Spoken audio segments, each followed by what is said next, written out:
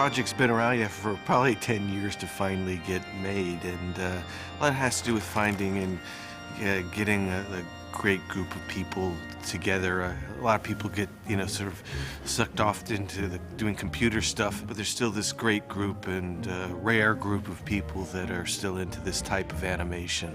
Looks great, yeah. Mike Johnson, who's co-director on this, he's the guy there on the day-to-day kind of slugging it out in the trenches. Stop motion is such a painstaking process. There's so much detail, there's so much physical work that has to be done to move the project forward, literally frame by frame. Mike comes from a really strong stop motion background, and so he inspires the group and kind of leads them through the Herculean task of getting these shots out. Mother never approved of Scraps jumping up like this, but then again, she never approved of anything. Looks good. A stop-motion project on this scale, it's a rare thing. These projects don't come around very often. If you're making a live-action film and you're doing it all in blue screen, it doesn't give you that same sort of feeling as actually being there, which this process does. Quiet down now, everyone. Thank you.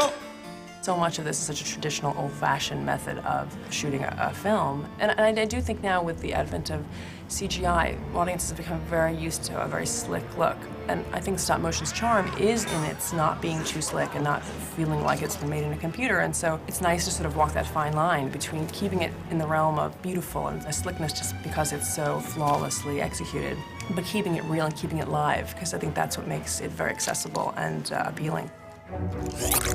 Now then, where were we? Stylistically, stop motion offers something very unique, which is every single thing that you see on screen was created by a craftsperson or an artist. Animators get cast to their strengths. I mean, we've got some animators that are good at action and some that are better at close-ups that show, flitting little emotions. Phil Dale is someone that is amazing. I mean, he did all of these scenes where Victor and Victoria meet at the piano. It's such a sensitive scene where they say very few things and they're both very shy, and yet you really feel like those two puppets are falling in love. You play beautifully. I do apologize, Miss Everglot. How rude of me to... Well... We've been shooting 14 weeks, and it's just taken that long so far to piece it all together.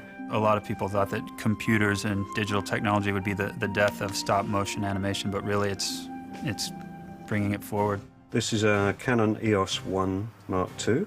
It's a stills camera. It's a very sophisticated 35mm digital camera that they shoot with. Very high quality. It's a 12 gigabit chip. Basically, we are shooting single frames and simply using the data from those frames to stitch a whole film together in single frames. And we can only do this because it's an animation, and the movie is essentially being shot frame by frame. 19. Okay. It's a very, very long process of just moving and filming and moving and filming and moving and filming. And she's put in a lot more hours than I have, put it that way. One of the advantages of shooting digitally is that we can see the rushes 2 or 3 times a day. Nowadays we have computers and video assists, so as we're shooting we can see what we've captured, so we're not animating blind. That helps us to get an idea of the flow of the animation and make sure that the quality stays consistent in that respect. Basically, we use the computers to trigger the camera and seize the frame. The animator presses a button and that instructs the computer, and the computer will move to the next frame position, shoot the camera. It's the first time we've ever been able to see things so immediately, and you can make changes as necessary. The whole notion of, click, next frame, click, next frame. There's a part of you that thinks it may be kind of, but it's not. It's super fascinating. We simply do the voice, and they then have to fit the facial expressions and lip movements to the words.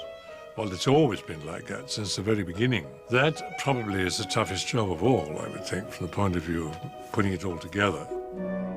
We had a list of 84, 85 characters. Main characters, secondary characters, and incidental characters. We can't really give one character to one animator, which would be ideal, but everyone has to work together to, there's so many different shots for individual characters that everyone ends up doing a little bit with each character. So yeah, matching the style and the performances, it's one of the challenges. People get very attached to the characters they're working on, and I think, especially with this project, the character designs are so fantastic that people want to make every element of that puppet shine, and they have spent hours on every little detail of that character. I do. There's just an energy that gets infused into these puppets, you know, from these, you know, amazing animators, and there is something quite special about moving an inanimate object frame by frame.